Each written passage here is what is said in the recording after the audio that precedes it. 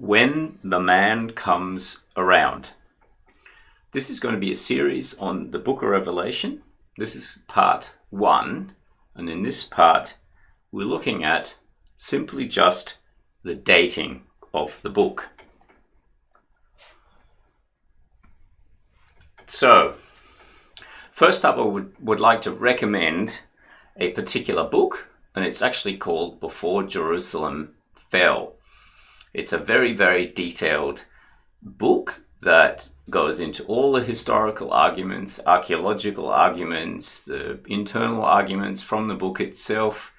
It's a very, very in-depth study. I read it a few years ago and I was thoroughly convinced of the early date after reading this book. I had already read a number of different things, but this book by Kenneth Gentry was definitely probably one of the defining moments where I realized that the early date is much more convincing than the late date. And that's what this subject today is going to be about. I will put the book into the notes of the video. So first up, let's just look at a couple of things in favor of the late date. So we have the early oral tradition.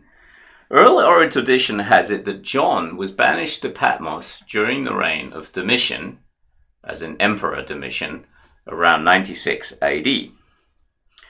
So there are a diverse set of dates based on early church fathers. In favor of a late date are people like Irenaeus, Jerome, Eusebius, Severus, and Victorinus.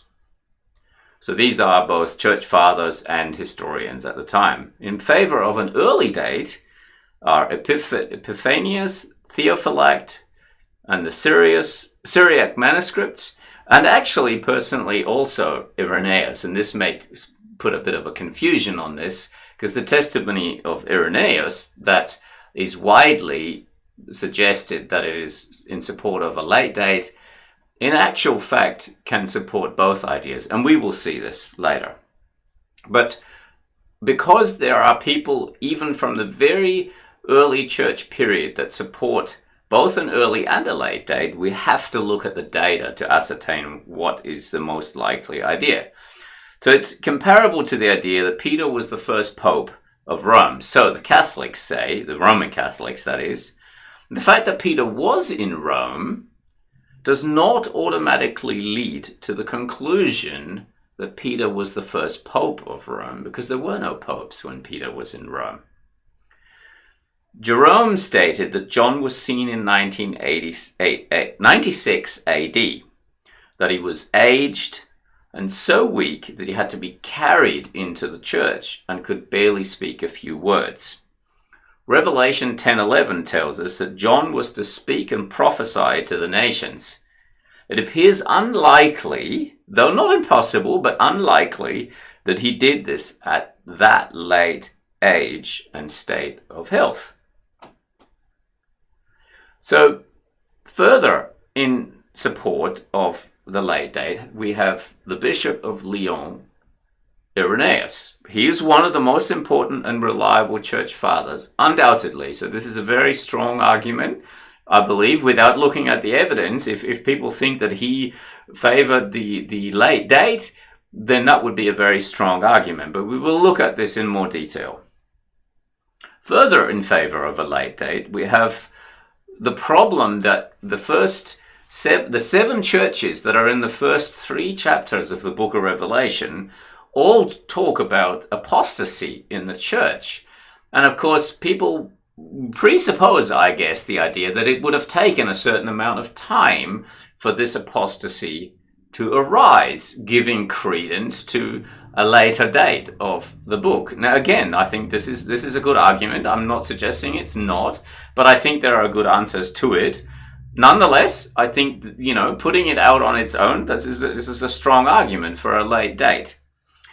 I would say that the 7 churches in chapters 1 to 3 would not have been in such a state as apostasy. And this is the summary of the late date idea. They would not have been in such a state of apostasy until the time of Domitian, as in about 40, 50 years had gone by. But here we have to look at the internal evidence of Scripture itself. Paul's letter to the Galatians in chapter 1, verse 6 says, "I'm astonished that you are so quickly deserting and that you're turning to another gospel." Now, this happened in Paul's lifetime. This happened literally very shortly after Paul had established this church already. He's lamenting that the church had turned to another gospel and was, in effect, bordering on apostatizing. So, to state that we, of necessity, need a certain time to elapse for these warnings to the seven churches to be valid is simply, I think, not necessary. It's plausible, but it is not necessary. So this is not a strong enough argument to say that the book has to have been written late, as in by the late date.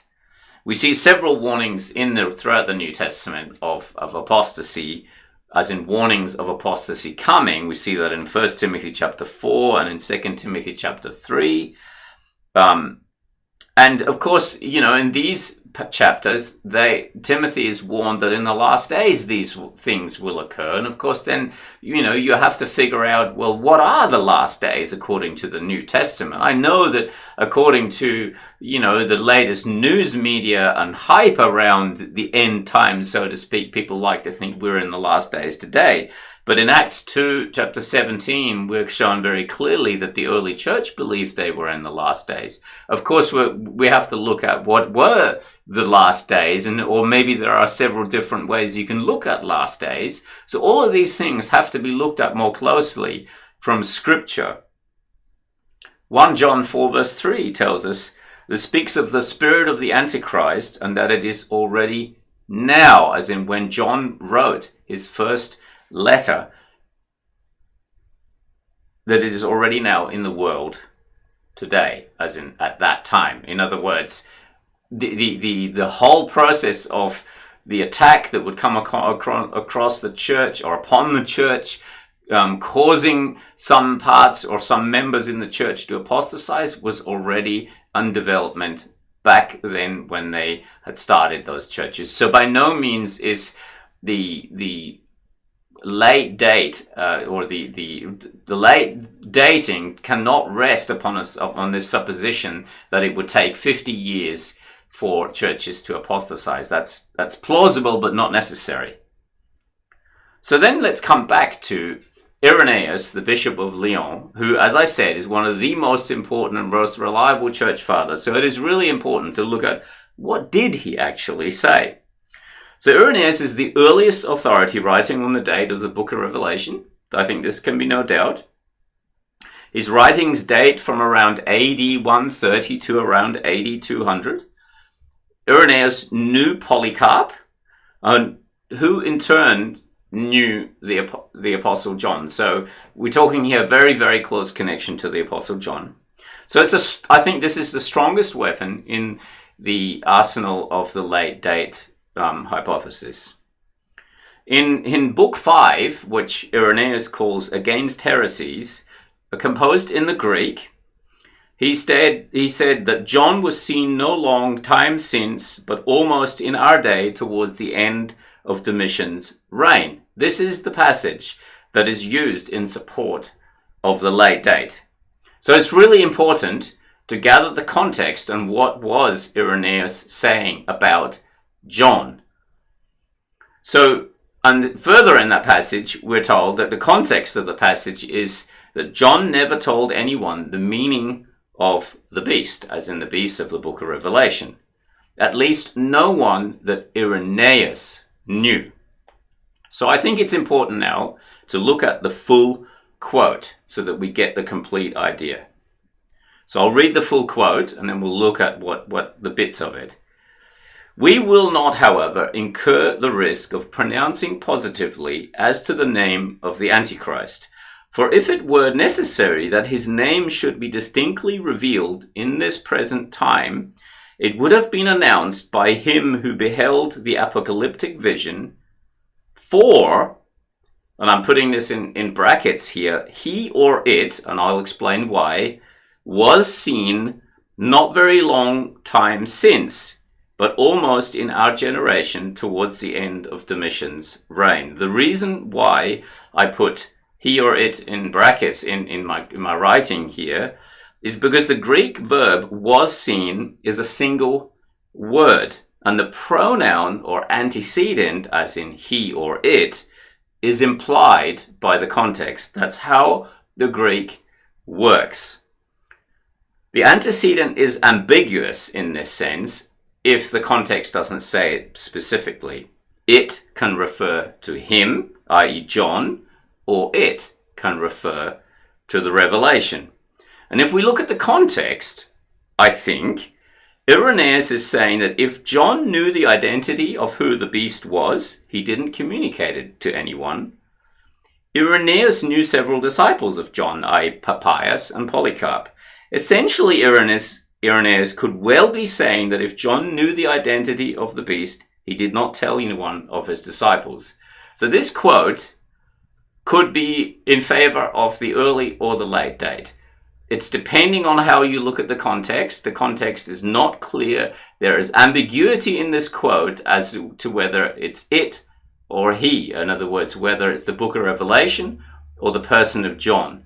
If it's John, then it could well be in support of an early date. If it's the Revelation, of course, it's a late date, but it's not specific. So it's by no means a certain argument for a late date. That much, I think, is clear. Then we have another of the early fathers, Clement of Alexandria. When after the death of the tyrant, he, John, removed from the island of Patmos to Ephesus. We're not told in this quote who the tyrant was. And of course, lots of Roman emperors were tyrants, so we need more information to know whether this was Nero or Domitian. This quote is often used in support of a late date, which I find quite surprising, considering that we're not told who the tyrant is. And hence it could be support, as I said, of an early or late date, depending on which emperor you choose. So, and the point here is what I would like to make is which emperor around that time best fits the title tyrant. Pliny the Elder, a contemporary of Nero, described Nero as the destroyer of the human race, the poison of the world.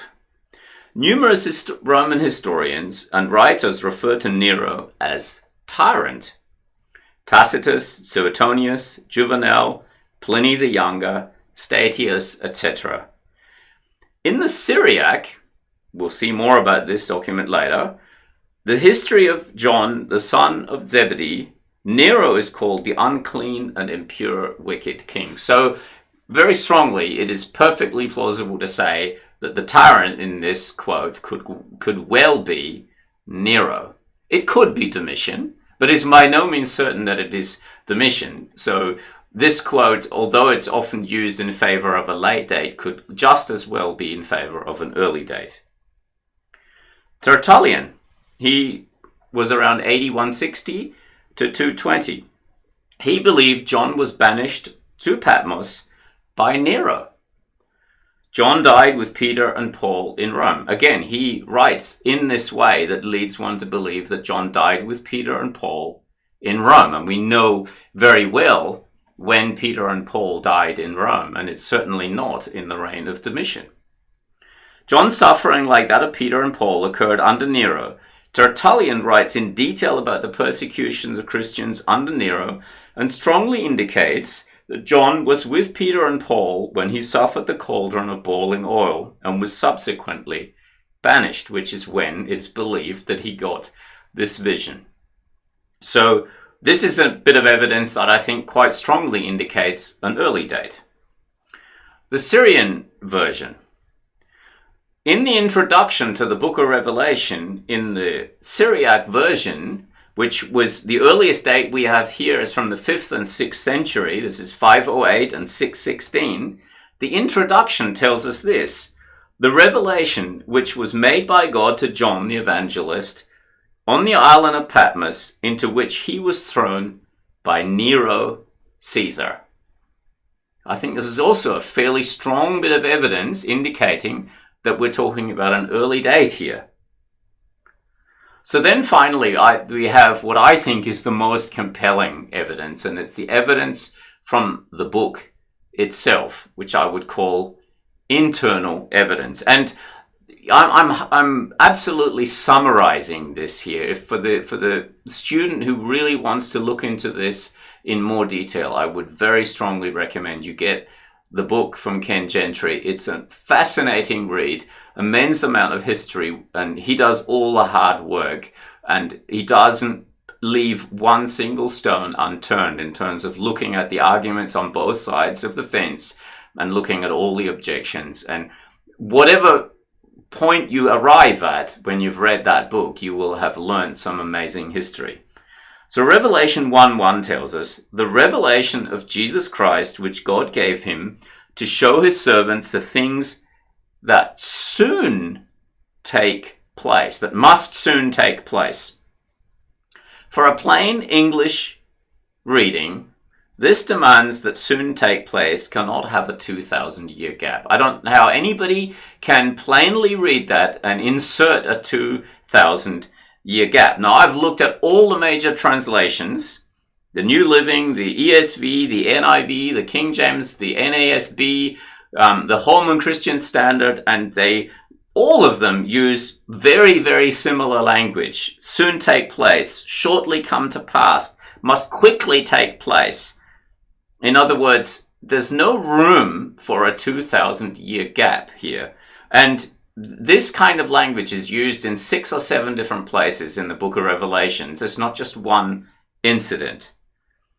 Revelation 1 verse 3, for the time is near. Again, if John had meant this to be in 2,000 years, surely he would have used language like Daniel did at the end of the book of Daniel, where he tells us that we should seal the book because it's not for now. Like, why wouldn't John have told us it's going to be in the future at some point, long time away? And again, all the major English translations use the same kind of language, as in, for the time is near, for the time is at hand. That's in the King James Version. Revelation 1 verse 7. This is where it gets a little bit more difficult. Behold, he's coming with the clouds, and every eye will see him, even those who pierced him, and all the tribes of the earth will wail on account of him. Now, we have 3 major interpretations of the book of Revelation. We have what's called the preterist view, which is the view that this was predominantly written to the early church, to encourage the early church, with some degree of, as in the very end of the book, is about the end of the church age, if you like, the church age that we're in right now. But the predominant message of this book was to the early church. This is what the preterist view. You have the historicist view that it unfolds over history, but it is certainly not written in that sense for the early church. And you have the futurist view, where it's all unfolding either now or at some point in the future. So I think the only view that really deals with these difficult passages is the preterist view. Because here we're told that those people who pierced Christ will see him coming on the clouds. Now, either we have multiple comings, which is what I will talk about in a moment, which is exactly what I think here we have. This isn't about the second coming of Christ that we're still waiting for. This is about Christ coming in judgment on the city of Jerusalem that the 3 Olivet Discourse chapters talk about: Matthew 24, Luke 21, and Mark chapter 13. And of course, in that sense, those very Jews who were responsible primarily, first cause, of course the Romans crucified him, but the Romans wouldn't have crucified Christ had it not been for the first cause of the Pharisees, and then by extension the Jewish people, the Jewish mob, not all of the Jewish people by all means, but the Jewish mob who was incited to have Jesus overturned to be crucified. So we've got serious issues in this verse. If those people who pierced him are not meant in that sense, who is it? And how do we overcome this direct problem? And all the tribes of the earth will wail account on him. And here I would suggest that the tribes of the earth is simply a reference to the tribes of Israel. Every time in the Septuagint, which is the Greek translation of the Old Testament, every time this particular word tribe is used, it is always in relation to the tribes of Israel. And very often the land, the earth, in reference to specific prophetic statements in the Old Testament, is always a reference to the land of Israel. In other words, the tribes of the land, the tribes of the earth. This is a reference to the Jewish people. So then we have this issue of coming on the clouds. Is this the second coming, or is it in fact a coming in judgment? Matthew 24 verse 30 tells us, "Then will appear the sign of the Son of Man in heaven, and then all the peoples of the earth will mourn when they see the Son of Man coming in the clouds of heaven with power and great glory." So we have a lot of parallel in this Matthew 24 verse 30 to here Revelation 1 verse 7. It's almost the same sentence again. We have the allusion to the Son of Man, which is the title that's given to Jesus in the book of Daniel. We have in the book of Daniel passages that tell us about this coming on the clouds. And we have, of course, again, the reference here to this generation, these people. And interestingly, there are several references to this generation in Matthew 24. And in fact, if you start all the way back at Matthew, I think it's chapter 13, chapter 14, chapter 16, and then working your way through all the way to chapter 24, you will see again and again and again Jesus speak of this generation. And a plain English reading of that is the people he was talking to. There can be no doubt if you step away from Matthew 24 for a moment and you read the Gospel of Matthew, whenever Jesus talks about this generation, he's talking about the people who was listening to him right there and then. And a Jewish generation in their mind was 40 years. And when you think about this, in terms of history, Jesus was crucified in AD 33. In AD 70, roughly 40 years later, is when the Romans sacked Jerusalem. And in the process of that sacking, 2 million Jews were killed. It was the most cataclysmic event the Jewish nation as a race of people had ever experienced. So, and in Matthew 24, you see Jesus again and again use the English word this and the English word you.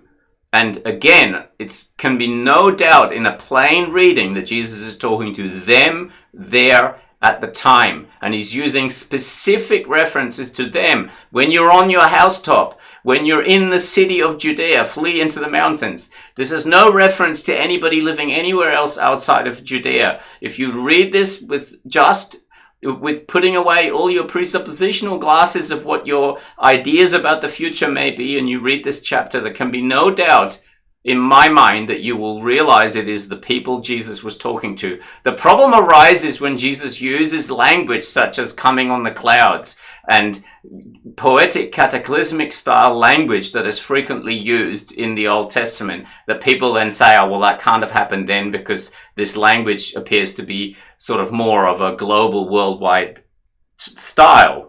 And that's where the interpretational issues come in. And one needs to look at the Old Testament in order to do that. So the context, I believe, of Matthew 24, Luke 21, and Mark 13 dictate that we're talking about an early church event. The context, the internal evidence of the book of Revelation dictate we're talking about an early church event. A very, very strong message comes out when Jesus is in front of the Sanhedrin as he is about to be crucified. Matthew chapter 26, verse 64.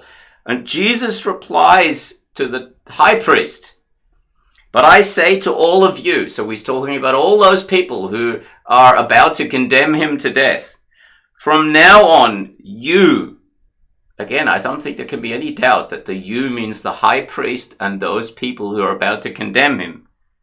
"You will see the Son of Man sitting at the right hand of the Mighty One and coming on the clouds of heaven. The audience here is clear.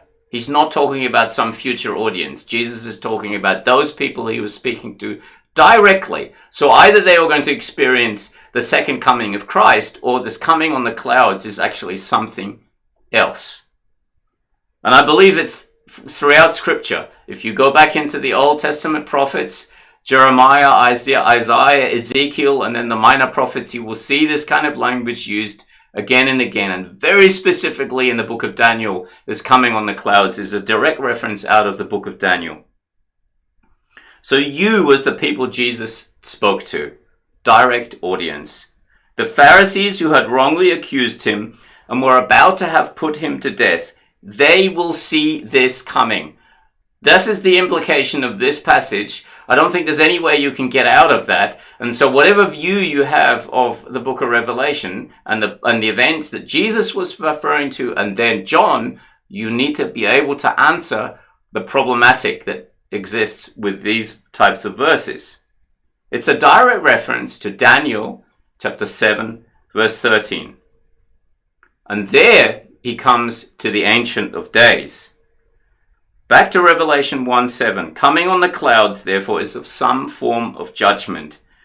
Every eye will see him, even those who pierced him. Again, I think there can be no doubt in the plain English meaning, this is the very people who crucified Christ. Strongly suggests the Jews who killed Christ would physically experience this coming. All the tribes of the earth will wail. Again, the tribes, the earth, these are references to the Jewish people.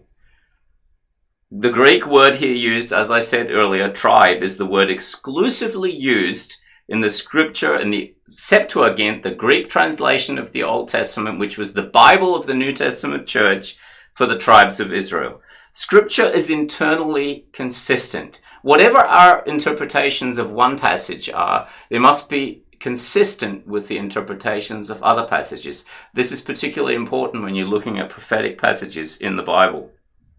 Revelation chapter 2, verse 16. I will soon come to you. I don't think you can say 2,000 years later, I will soon come to you. Revelation 3:11. I am coming soon. In the King James, it says, I come quickly. Revelation 22 repeats this again 4 times, indicating the major theme of the book is about to happen. That doesn't mean every single thing has to happen, but the major story of the book of Revelation is about to occur. None of the major reliable English translations translate soon or quickly any differently. So it's not like it's a translation error. And as I said, it's in chapter 22, it's repeated 4 times. I personally believe, humbly said, this is an unsurmountable hurdle for the historicist and the future interpretations of this book. I think the evidence for the early or late date is if we just look at the historical evidence, I think there's room for both sides.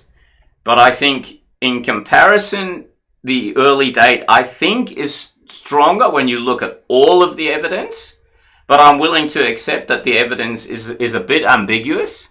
However, when you look at the internal evidence of the book, the internal evidence of the book in where the book of Revelation is not speaking about 7-headed dragons and all of these imagery. I'm talking about the plain English parts of the book of Revelation that we should not have any license to interpret in some way that is, relating to allusions, etc., where it's just plain English. That internal evidence, I think, is very strongly in favor of an early date. And in fact, I would suggest that it's almost impossible to get around that. So I would very strongly recommend to read the book Before Jerusalem Fell, a painstaking look at all of the historic data, and at least you will walk away with a thoroughly challenged concept of when the book of Revelation was written. And of course, bear in mind, if it was written at a late date And the fall of Jerusalem having been the most cataclysmic event that the Jewish people had ever experienced. The temple had been destroyed before, but never before had so many Jewish people been slaughtered in the process. This time round, when the Romans did it, it was well beyond anything the Jewish people had ever experienced before. The book of Revelation is silent on this if the book of Revelation is written at a late date, which makes no sense. Whereas if it's the persecution under Nero is extreme, John is writing to encourage the Christians in this time of persecution, and he gives an unfolding revelation of what is about to occur and how they will be able to hold out and how they will get through this. I think makes very strong sense of the actual book. And as I'm going to go through a couple of chapters at a time in the next sessions, pointing out what I believe are the major events in the book of Revelation and how it relates to the early church. I hope you enjoyed this.